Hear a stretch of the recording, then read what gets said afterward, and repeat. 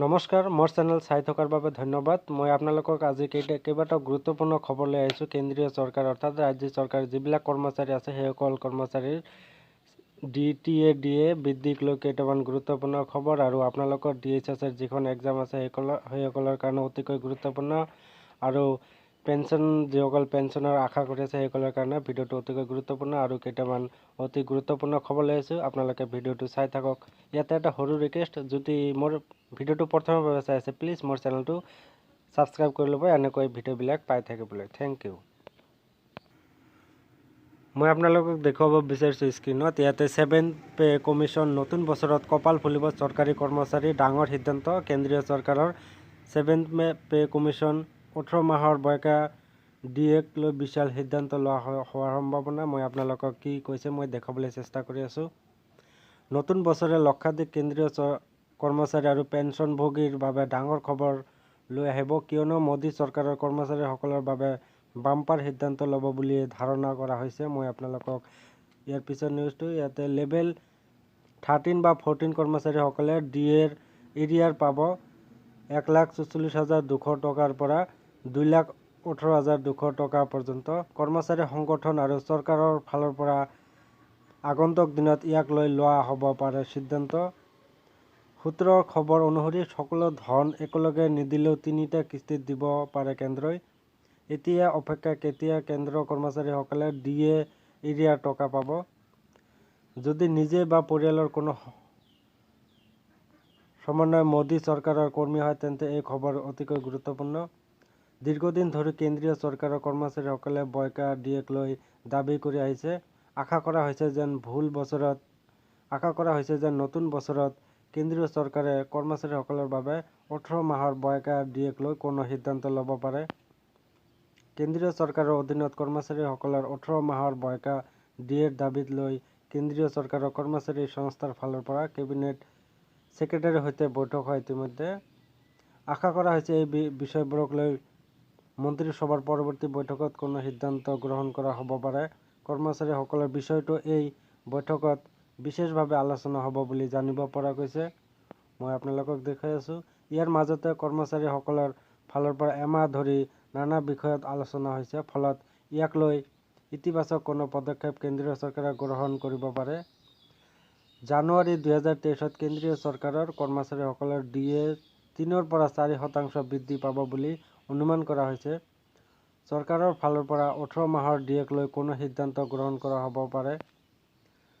Corona ভাইৰাছৰ সংক্ৰমণৰ ফলত 2020 জুনৰ পৰা 2021 পৰ্যন্ত সাময়িকভাৱে কেন্দ্ৰীয় চৰকাৰৰ কৰ্মচাৰীসকলৰ ভাত্তা ফ্ৰীজ কৰে কেন্দ্ৰীয় চৰকাৰে।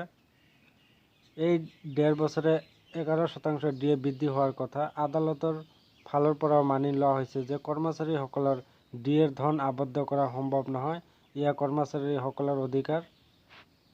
এৰিয়াৰ বিষয়ক লৈ কৰ্মচাৰীসকলে আদালত পৰ্যন্ত আবেদন কৰে। পেঞ্চনভোগীসকলে প্ৰধানমন্ত্ৰী নৰেন্দ্ৰ মোদীৰো দৃষ্টিগোচৰ কৰে বিষয়টো। কেন্দ্ৰীয় চৰকাৰী কৰ্মচাৰীসকলে যদি 18 মাহৰ বয়কা DA লাভ কৰে তেন্তে কিমান টকা পাব তেওঁলোকে। ধাৰণা কৰা হৈছে লেভেল 3 কৰ্মচাৰীসকলৰ বয়কা DA টকাৰ পৰিমাণ 11,880 টকাৰ পৰা 37,554 টকা পৰ্যন্ত হ'ব পাৰে। গতিকে বন্ধুসকল, আৰু ইয়াতে এটা অতিকৈ গুৰুত্বপূৰ্ণ খবৰ, যিসকল শিক্ষক অৰ্থাৎ ভেঞ্চাৰ স্কুলৰ শিক্ষক সেইসকলৰ যিবিলাক 2011-13 যিবিলাক শিক্ষকে ভেঞ্চাৰ স্কুলৰ পৰা প্ৰাধিকৰণ হৈছে সেইবিলাকৰ পেঞ্চনৰ ইতিমধ্যে আলোচনা হৈ আছে। সেইবিলাকৰ পেঞ্চনৰ কথা ইতিমধ্যে আলোচনা হৈ আছে। আপোনালোকৰ চিন্তা নকৰিব, সেই পেঞ্চনবিলাক ইতিমধ্যে আপোনালোকক কাৰ্যকৰী হ'ব পাৰে। মই আপোনালোকক এই কথাটো গুৰুত্বপূৰ্ণ মই আপোনালোকক কৈ দিলোঁ। গতিকে বন্ধুসকল আৰু ছাৰ বাইদেউসকল, আপোনালোকে যিসকল ভেঞ্চাৰ স্কুলৰ পৰা প্ৰাধিকৰণ হৈছে সেইসকল শিক্ষকসকলে পেঞ্চন পোৱাৰ অতিকৈ সম্ভাৱনা আছে, মই আপোনালোকক জনাই দিলোঁ। আৰু ইয়াৰ পিছৰ নিউজটো মই আপোনালোকক দেখুৱাবলৈ চেষ্টা কৰি আছোঁ। আপোনালোকে ভিডিঅ'টো চাই থাকক। কেন্দ্ৰীয় চৰকাৰৰ কৰ্মচাৰীসকলৰ বাবে নতুন বছৰত আহিব পাৰে ভাল খবৰ। চৰকাৰে আগন্তুক বছৰৰ আৰম্ভণিতে কৰ্মচাৰীসকলৰ বৃদ্ধি ডিএ বৃদ্ধি কৰিব পাৰে। প্ৰতি বছৰে 2বাৰ ডিএ বৃদ্ধি কৰে চৰকাৰে। কেন্দ্ৰীয় চৰকাৰৰ অধীনৰ কৰ্মচাৰীসকল জুলাই 2022 পৰা 38% ডিএ লাভ কৰি আছে। ডিএ বৃদ্ধি AICPIৰ সূচনাংকৰ ওপৰত আধাৰিত হয়। কৰ্মচাৰীসকলে ডিএ প্ৰদান কৰাৰ বিপৰীতে পেঞ্চনাৰসকলে লাভ কৰে ডিআৰ। 2023 কৰ্মচাৰীসকলৰ ডিএ সংশোধন হ'ব। জানিব পৰা মতে কৰ্মচাৰীসকলৰ ডিএ আগন্তুক বছৰ চৰকাৰে 4% বৃদ্ধি কৰাৰ সম্ভাৱনা আছে। ইয়াৰ ফলত ডিএ বৃদ্ধিক লৈ 42% হ'ব পাৰে।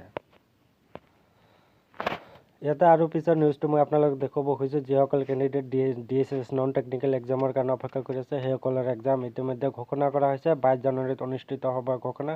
এই এক্সামটো DSS যিটো নন টেকনিকেল এক্সাম আছে, মই আপোনালোকক স্ক্ৰীনত দেখুৱাব খুজিছোঁ। আপোনালোকে ইয়াৰ পৰা পঢ়ি লওক। টোটাল 1192টা পদ আছিলে। মই আপোনালোকক দেখুৱাবলৈ চেষ্টা কৰি আছোঁ। 3বাৰকৈ ইতিমধ্যে ঘোষণা কৰিছিল যদিও 22 জানুৱাৰীত ইতিমধ্যে ফাইনেল পৰীক্ষাটো হ'ব বুলি ইতিমধ্যে স্বাস্থ্য বিভাগৰ পৰা এই বাতৰি প্ৰকাশ কৰিছে। মই আপোনালোকক স্ক্ৰীনত দেখুৱাইছোঁ, আপোনালোকে চাই লওক। গতিকে বন্ধুসকল, এনেকৈ ভিডিঅ'বিলাক পাই থাকিবলৈ মোৰ চেনেলটো ছাবস্ক্ৰাইব কৰিব আৰু ভিডিঅ'টো প্লিজ লাইক কৰি দিব। থেংক ইউ এণ্ড জয় আই অসম।